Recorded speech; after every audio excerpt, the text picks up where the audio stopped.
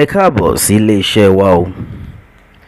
Ọ̀dẹ̀ ọdún bí ṣàlàáfíà la bá gbogbo lé. Bẹ́ẹ̀ ni ẹ̀yin ọmọ Yorùbá nation náà ṣì ni o.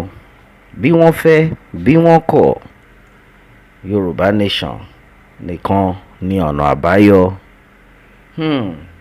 Lórí awuyewuye tó ń ṣẹlẹ̀ láàrin ọba Ọ̀ọ̀ni ti Ilé-Ifẹ̀ àti Aláàfin ti Ọ̀yọ́. Lọ́wọ́lọ́wọ́ báyìí pòfẹ́sọ̀ kan ti jáde tán. Pòfẹ́sọ̀ Dejo Afolayan ni orúkọ wọn jẹ́. Wọ́n jáde tán, wọ́n dẹ̀ ra ọwọ́ ẹ̀bẹ̀. Bẹ́ẹ̀ ni wọ́n ti ra ọwọ́ ẹ̀bẹ̀ sí Aláàfin ti ìlú Ọ̀yọ́ wípé kí wọ́n fi ìfẹ́ hàn sí àwọn lọ́balọ́ba, pé kí Aláàfin fi ìfẹ́ hàn sí àwọn lọ́balọ́ba, kí àṣà àti ìṣe ilẹ̀ Yorùbá kó lè ní ìlọsíwájú. Ẹ̀yin èèyàn wa, bó ti ṣe rí rèé o. Yorùbá nation nìkan ni ọ̀nà àbáyọ. Gẹ́gẹ́ bí wọ́n ti ṣe kọ ní èdè Gẹ̀ẹ́sì ni wọ́n kọ. Màá kà á fún yín, ẹ máa bá wa kà lọ. Alaafin urged to extend hands of fellowship to other Yoruba Obas. Well, unto this, the Alaafin of Oyo, Oba Abimbola Akeem Uwade, has been urged to extend hands of fellowship to other Obas in Yoruba land in a bid to ensure the promotion of Yoruba culture and an all-round development of the region. Well, unto this, the plea was made by the National Old Student Association of Baptist High School, Shaki, Professor Dejo Afolayan, when the association, led by its national president, Deacon Shola Togunde, visited the traditional ruler to felicitate him on the assumption of the throne. Oba Uwade is an alumnus of Baptist High School, Shaki, and the visit was facilitated by his 1992 classmate, Professor Afolayan pleaded with him not to forget his aim matter, which laid the foundation for his leadership qualities. In his response, the Alaafin of Oyo thanked the delegation for the visit, which he said he greatly appreciated. He thanked the school for the moral and academic discipline infused in him, noting that if the school had allowed a carefree lifestyle, he might have gone astray. He promised to continue to admire and work for the progress of the school, promising to come each time the association invites him.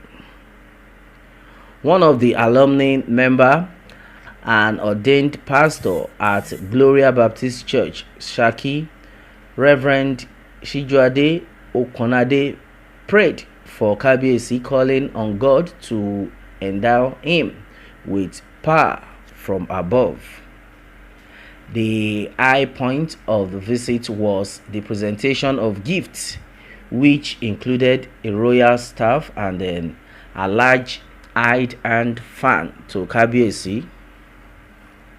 The delegation included other members of the National Executive Council of the association, such as Prince Remi Adegbola, General Secretary Dr. Jare Adegbola, Third Vice President Mr. S.A. Adeniji, Financial Secretary Deacon E.O. Ogundiran, Auditor, among others. Alright, this is exactly what it is. Ẹ̀yin yẹn wá ọ̀rọ̀ lẹ ti gbọ́ yìí.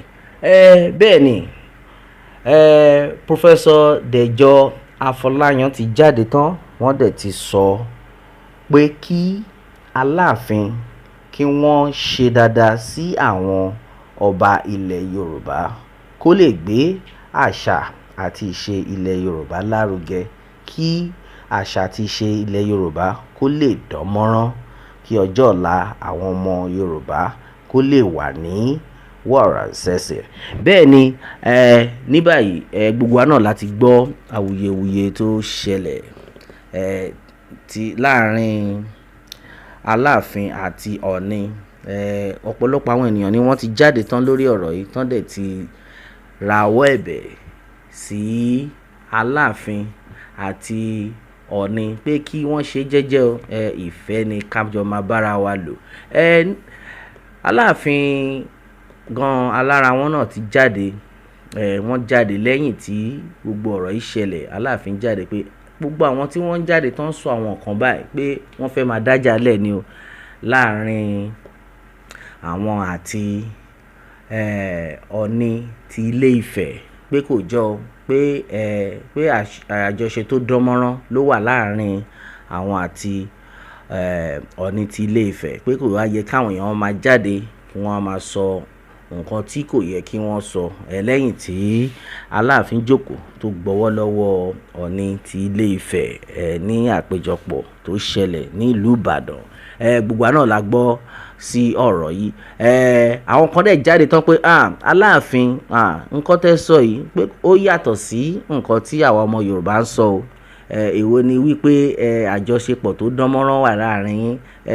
Àwọn olóyìnbó máa ní respect is reciprocal. Ó yẹ kẹ́ tẹ̀ fún Ọọ̀ni ti Ilé Ifẹ̀, kẹ́ fún wọn ní respect tó yẹ kẹ́ fún wọn gẹ́gẹ́ bí wọ́n ti ṣe sọ ni o. Ṣùgbọ́n lọ́wọ́lọ́wọ́ báyìí àwa náà ti wá rí pé àwọn àgbààgbà ti ń jáde, wọ́n ti ń fi ọ̀rọ̀ jomitoro ọ̀rọ̀ lórí ọ̀rọ̀ yìí tán dẹ̀ ti ń jẹ́ kí Aláàfin mọ̀ wípé kán gbọ́dọ̀ kó gbogbo àwọn ọmọ Yorùbá kán kóra wọn pọ̀, pàápàá jùlọ àwọn lọ́balọ́ba ní ilẹ̀ Yorùbá, kí àṣà àti ìṣe ilẹ̀ Yorùbá kó bá lè dán mọ́rán.